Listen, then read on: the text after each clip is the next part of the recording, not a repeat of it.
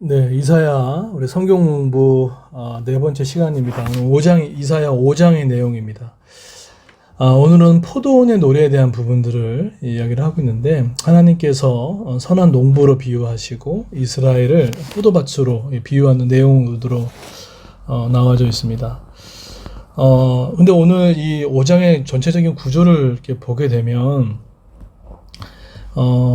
그 구조를 살피는 게 너무나 중요합니다. 성경을 읽으실 때 왜 어떤 미가서, 아모스, 이사야 읽을 때 왜 성경이 그 설교 그 말씀이 들어오지 않냐라고 했을 때, 약간 그런 스트럭처, 이 구조적인 이런 사고가 한번 그려져야 됩니다. 그리고 의 배경, 그리고 거기에서 나타내는 그 이면의 그 마음들, 일이 본 눈들이 되게 필요해요.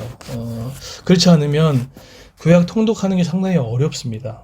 어렵기 때문에 지금 이제 저희가 이사야 성경 공부를 뭐 육성으로 지금 음성으로 하고 있지만, 제 개인적으로 생각에는 우리 성도님들이 좀 그런 구조를 그리고 그 안에 그 배경을 알고 또 이 성경에 나타난 그 이면 하나님의 마음을 읽어내는 거기까지가 제 이 성경 공부의 저는 핵심이라는 생각들을 갖습니다. 물론 이제 거기에 그 중점이 최종 골은 이 말씀을 신뢰하게 되고 예수 그리스도의 통치에 놓여서 모든 삶을 다 하나님께 여쭈어보고 실천에 옮기는 것, 이것이 저의 실제적인 이사야 공부의 목표점입니다.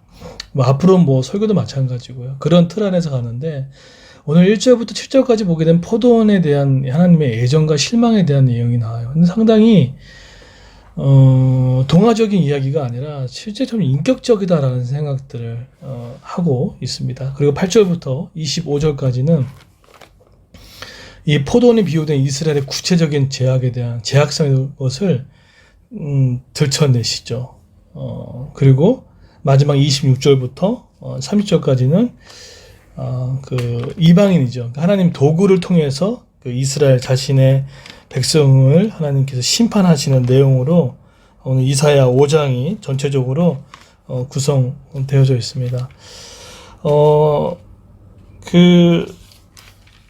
사실은 이제 이런 부분을 봤을 때 그 1절부터 7절까지 하나님에 대한 실망적인 부분들이 나왔을 때,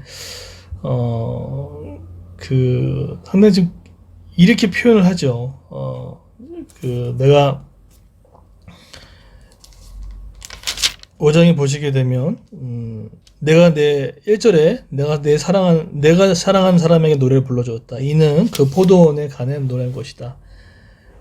그리고 나의 사랑한 친구가 그림진 언덕 위에 포도밭을 가꾸고 있었는데, 그러니까 모든 걸 하나님이 마련해 두셨던 거죠. 그런데 이렇게 말해 주셨는데, 어떻게 합니까?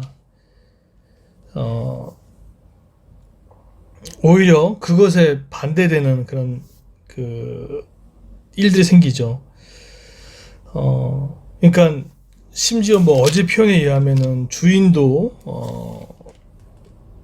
알고, 주인도 종도 그 주인이 한 것을 알고 있는데, 잃어버린 그들에 대한 이 부분들을 되게 안타까워하시는 그런 부분들이 있죠. 그러니까 쉽게 얘기하면은 하나님의 돌보심과 기대를 갖고 하나님 보셨는데 그것을 다 취하고 나서 하나님을 저버리는 이 민족의 타락성들을 보게 됩니다.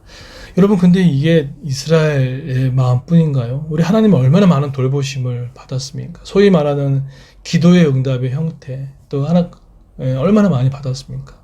근데 어느 순간에 기도의 응답의 형태가 너무 많이 받았는데, 우리는 또 거기에 따른 하나님의 기대감이 있을 텐데, 언제 그런 듯이 그것을 벗어버리고 그냥 살아가는 그 일들.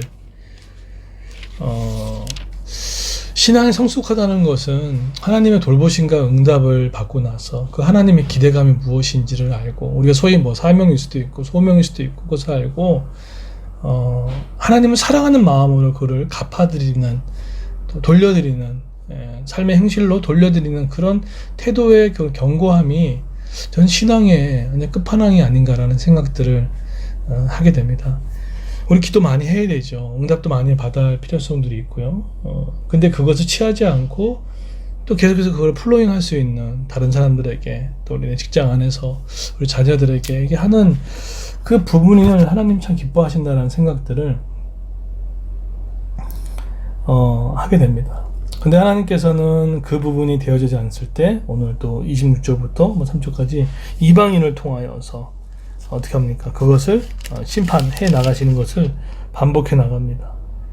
그 26절에 보면은 하나님께서 깃발을 드셔서 먼 곳의 나라를 부르시고 신호를 보내요. 땅끝부터 백성을 부르신다. 보아라, 그들이 빠른 속도로 달려오고 있다. 아수르, 바벨론, 그런 상징성들이 놓여 있습니다. 우리가 하나님과 친밀함도 알아야겠지만 하나님의 경건한 두려움도 우리가 써야 됩니다. 근데 이런 경건한 두려움은 하나님의 어떤 무서워 이 정도의 하나님의 두려워서 하는 그 부분이 아니라 정말 하나님께서 우리를 사랑하셔서 우리에게 주시는 그 부분이라는 그런 징계든 또 어떤 삶의 공고함이든 그것도 하나님의 일부분의 공의적인 속성이 반드시 들어간다라는 생각들을 하게 됩니다.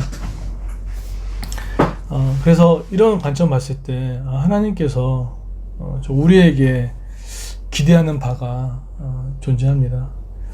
그래서 우리가 이 부분들을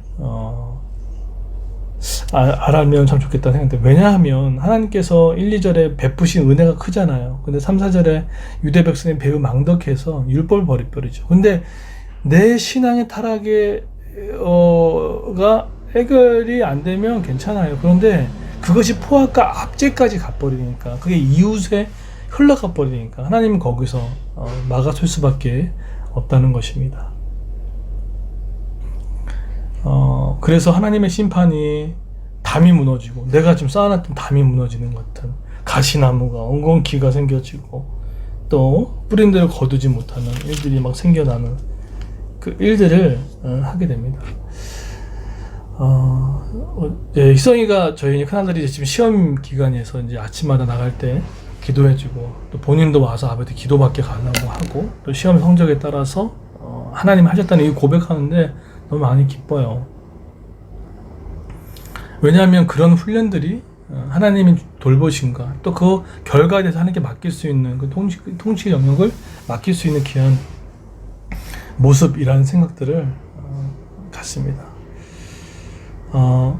여러분, 오늘 이렇듯 오늘 이 설교 들으면서 설거지 하면서 다 잊어먹을 수도 있고, 아이를 키우면서 오늘 설교를 또 기억하지 않을 수도 있지만, 오늘 분명한 것은요, 한 가지 기억할 것은 하나님은 인격적이시고 베푸신 은혜를 우리가 기억하기를 원하시고, 또 그 은혜를 기억 넘어서 하나님 우리를 향한 기대감들이 있을 겁니다. 내가 서 있는 곳에서 또 나를 향한 여기 교회의 지도자든 직위 역할이든, 또 아니면 회사에서의 역할이든 부모 역할이든 기대감들, 그것들이 있다는 것이죠. 근데 사실 그 기대감마저도 우리를 지켜주시기 위한 하나님의 저는 배려라는 생각들을 갖습니다. 여러분, 그래서 우리 안 될 때 또 기도하는 것도 진짜 멋있는 신앙의 내공이지만, 오히려 평탄하고 좀 괜찮아졌을 때 그것을 좀 넘어설 수 있는 그런 은혜를 좀 경험했으면 좋겠다는 생각들을 갖습니다. 그런 은혜가 있기를 예수님으로 축원드리겠습니다.